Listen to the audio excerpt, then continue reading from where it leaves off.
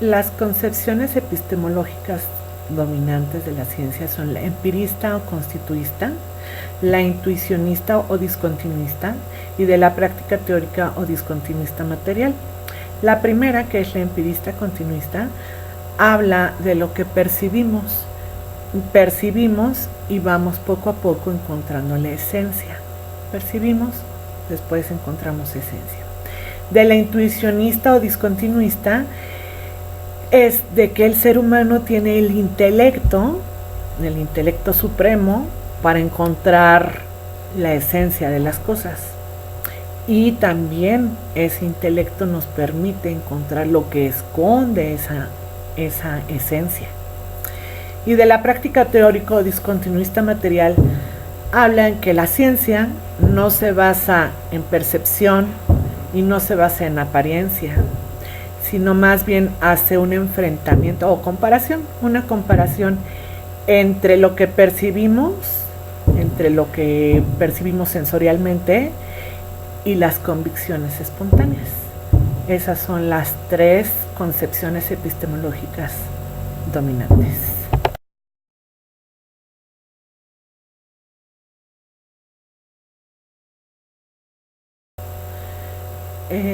Ahora voy a describir con mis propias palabras el epígrafe de Bachelard. Bueno, Bachelard nos habla de un rompimiento, en su epígrafe nos habla de un rompimiento, el rompimiento que tiene que haber para tener un conocimiento objetivo. Tenemos que romper con lo que percibimos, tenemos que romper con lo que prejuzgamos para poder encontrar la esencia, lo escondido. Porque al no romper eso, entonces no vamos a tener el conocimiento real o objetivo de lo que estemos estudiando. Una cosa es lo que percibimos, lo que juzgamos, y otra cosa es la esencia. Entonces Bachelard nos dice, hay que romper eso, hay que romperlo para poder encontrar la esencia.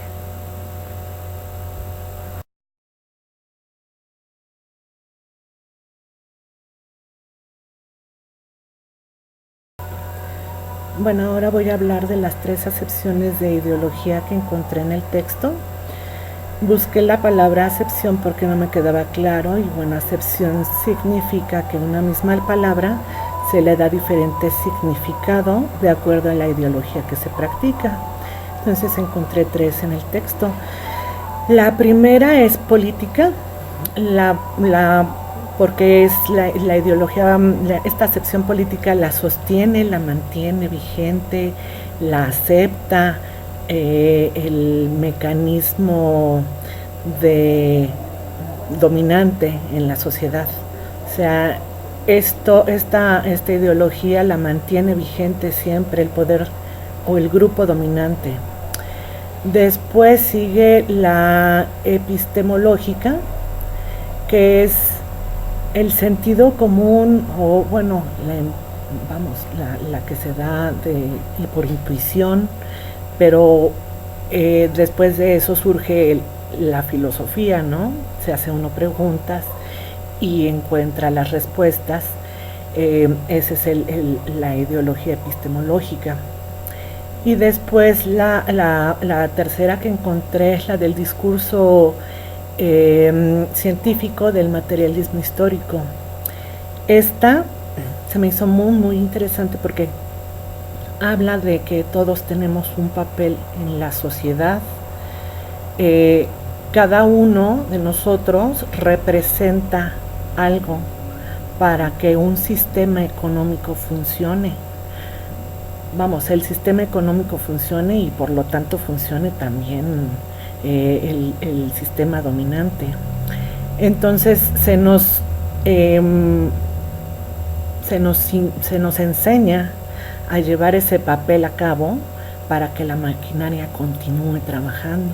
Entonces cada uno de nosotros asume un papel y ese papel hace su trabajo para mantener en armonía al sistema. Bueno, esas son las tres acepciones de la palabra ideología que encontré en el texto.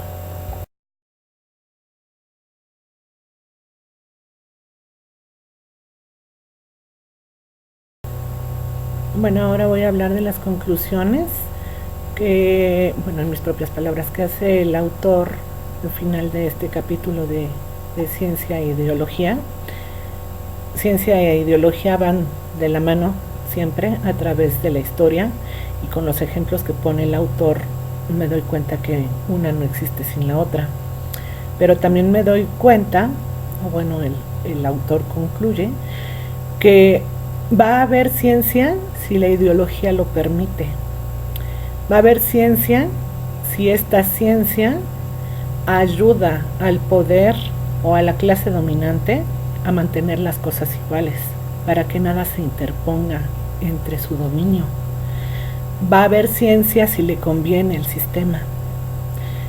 Pero si la ciencia o el nuevo descubrimiento científico no ayuda, sino por el contrario cuestiona a la clase dominante o, no sé, interfiere en su dominio, pues entonces no va a haber ciencia.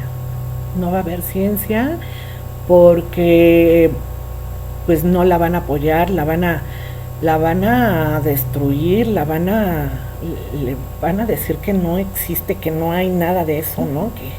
Que es pura ideología. Entonces, si el sistema dominante lo permite, pues hay ciencia. Si la ciencia le conviene al sistema dominante, pues entonces sí va a haber ciencia. Y bueno, pues es un continuo enfrentamiento entre los dos conceptos, ¿no? A eso concluye el autor en este capítulo. Así lo veo yo y así es como lo estoy explicando a grandes rasgos.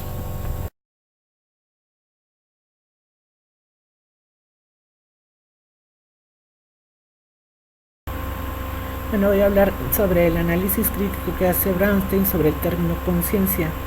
Bronstein hace un recuento histórico sobre lo que Descartes heredó a la psicología, o bueno, cómo comenzó la psicología. Dice que empezó Descartes con su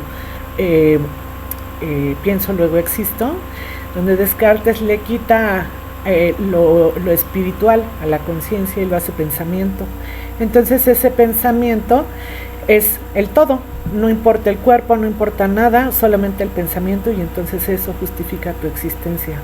Después se va con Freud, porque hubo un parteaguas en las teorías de Freud respecto a la conciencia. Freud lo veía como un cuerpo físico que tenía necesidades fisiológicas que satisfacer, y entonces esa conciencia formaba parte de ese cuerpo, y pues nada más era algo extra, ¿no? Algo extra, algo aprendido, algo condicionado, algo que se nos enseñaba. Por ejemplo, que los papás te digan, no hagas esa travesura, pero si da placer a tu cuerpo, que es lo importante, pues entonces lo vas a hacer.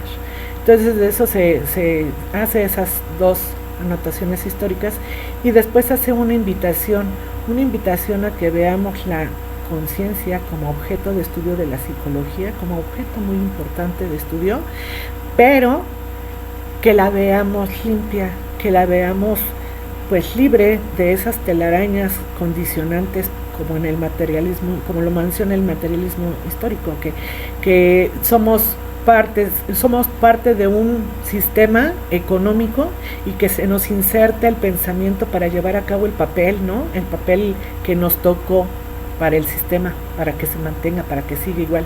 Entonces él nos hace la invitación a los que empezamos a estudiar psicología, o a los que ya están estudiando, a que no veamos la conciencia solamente así como apariencia, sino que la limpiemos, la veamos, la veamos pura como debe de ser, para poderla estudiar.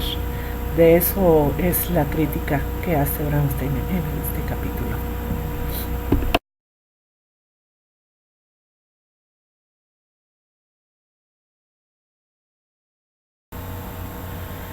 Ahora voy a tratar de explicar en qué consiste el análisis crítico que hace Bronstein sobre el término de conducta. Bueno, la conducta también hay una rama de la psicología que estudia la conducta, se llama conductivismo, y bueno, se cuestiona, el autor se cuestiona a quién sirve la modificación de la conducta. ¿A quién va a servir toda esa serie de experimentos, toda esa serie de observaciones para modificar la conducta de un organismo? También nos hace un análisis de que pues el organismo siempre cambia su conducta o su manera de conducirse de acuerdo al medio, de acuerdo a los cambios que hay a su alrededor. Entonces él nos dice, si la conducta se modifica y se acepta como ciencia, entonces estamos haciendo, los psicólogos están sirviendo al sistema establecido. Entonces lo que pretende el autor es hacer igual la invitación a que no se vea la modificación de la conducta para que se adapte el ser humano a cierto sistema. Por eso causa un poco de conmoción, ¿no? A veces la psicología, porque la psicología puede servir para que salgan esas conductas cuestionables hacia el sistema establecido. Y entonces Brownstein nos dice, si vemos que estamos sirviendo a un sistema para que las cosas sigan su camino, para que ese señor que es explotado continúe siendo explotado a causa de su infelicidad muchas veces, pues entonces eso no es ciencia. De eso se trata, ¿no? La crítica que hace Brownstein a este apartado de este libro.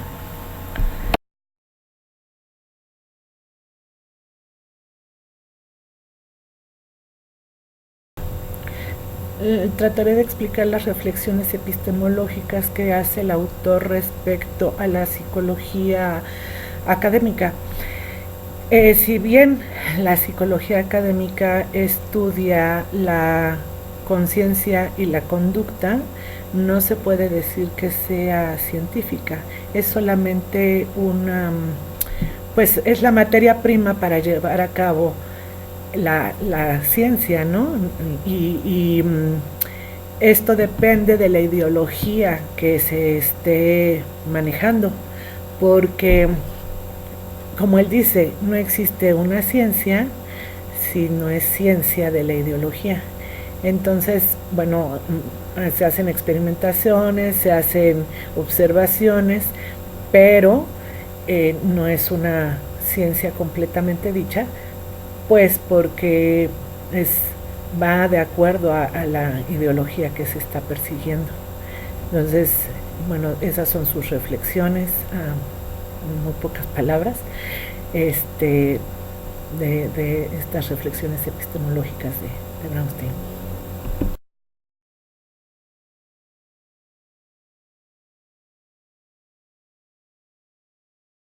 Voy a dar las 5 definiciones de psicología que usted nos pidió. Estas sí las voy a leer porque pues no son textuales, las encontré en sitios de internet, en diccionarios, y le voy a leer las 5. La primera que encontré es psicología, literalmente por sus raíces griegas, donde psico significa alma y logia estudio. Entonces psicología es tratado o estudio del alma. La segunda definición que encontré es psicología, ciencia que estudia los procesos mentales, las sensaciones, las percepciones y el comportamiento del ser humano en relación con el medio ambiente físico y social que lo rodea. La tercera es psicología, es la disciplina que investiga sobre los procesos mentales de personas y animales. Esta disciplina analiza las 3 dimensiones de los mencionados procesos: cognitivo, afectiva y conductual. La cuarta es la psicología, es una disciplina que mediante un estudio científico analiza y trata de comprender los procesos mentales y del comportamiento de seres humanos y sus interacciones con el ambiente físico y social. Y la última es psicología, la ciencia que se ocupa tanto teórica como prácticamente al estudio de los aspectos biológicos, sociales y culturales del comportamiento humano, tanto a nivel social como individual, así como también el funcionamiento y desarrollo de la mente humana. Esas son las 5. Espero que estén bien. Gracias.